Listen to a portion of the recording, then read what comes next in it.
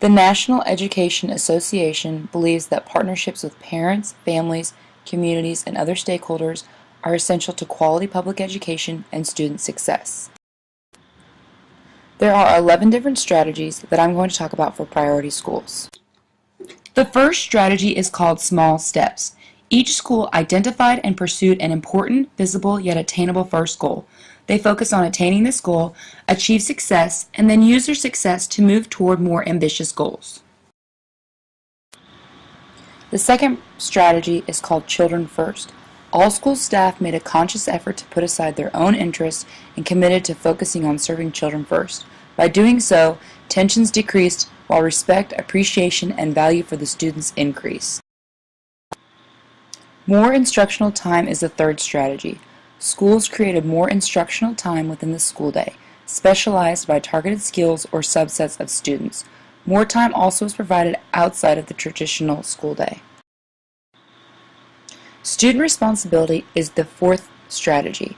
Educators fostered in students a sense of responsibility for appropriate behavior. They also put into place multifaceted approaches that help students learn responsibility for their own behavior, resulting in a sharp decrease in discipline problems.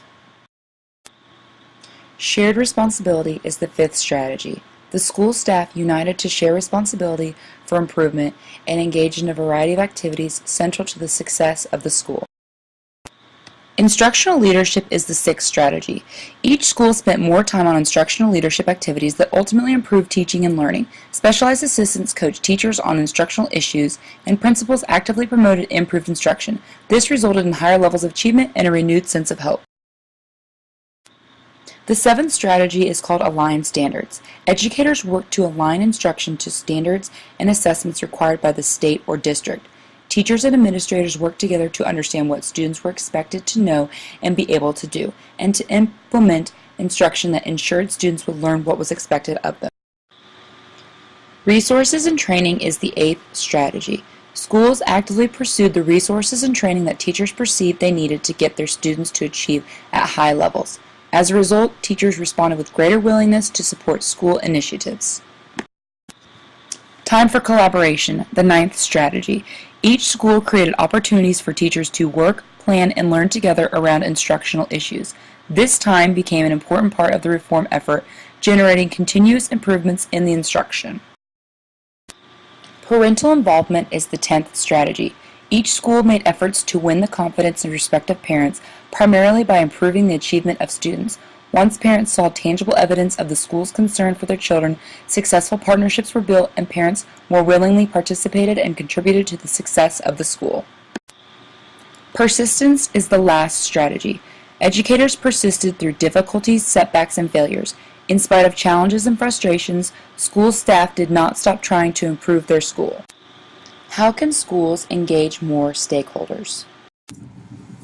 Schools can survey educators and families to determine needs, interests, and ideas about partnering.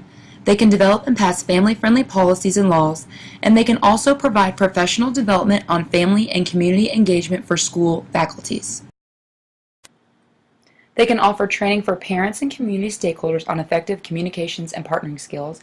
They can provide better information on school and school district policies and procedures, and they can also ensure timely access to information using effective communication tools that address various family structures and are translated into languages that parents/families understand. Other ways that schools can engage stakeholders is by hiring and training school community liaisons who know the community's history, language, and cultural background to contact parents and coordinate activities. Schools can also collaborate with higher education institutions to infuse parent, family, and community involvement in education into teacher and administrator preparation programs. Schools can also develop an outreach strategy to inform families, businesses, and the community about school and family involvement opportunities, policies, and programs. And lastly, they can regularly evaluate the effectiveness of family involvement programs and activities.